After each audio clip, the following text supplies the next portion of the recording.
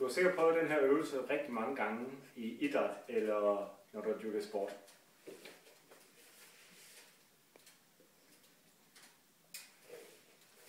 Det er rigtigt, det er den, der hedder armbøjninger.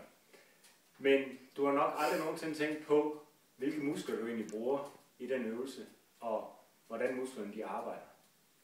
Og derfor så får du nu en opgave. Opgaven lyder på, hvilke muskler der arbejder i fase 1 og fase 2. Og fase 1, den begynder nu. Den ser sådan her ud. Fase 2, den ser sådan her ud.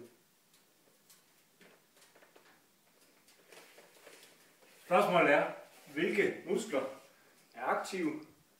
Og spørgsmålet det er, hvilken arbejdsform har musklerne i fase 1 og i fase 2. Kan du regne det ud?